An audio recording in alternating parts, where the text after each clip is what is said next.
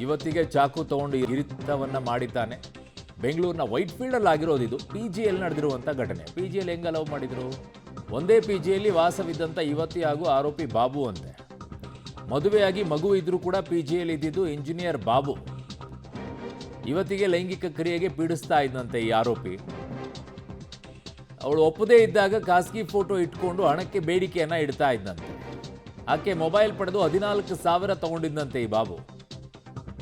ಬಳಿಕ ಗಲಾಟೆ ಮಾಡಿ ಯುವತಿ ಬೆನ್ನಿಗೆ ಚಾಕು ಇರಿದು ಪರಾರಿಯಾಗಿದ್ದಾನೆ.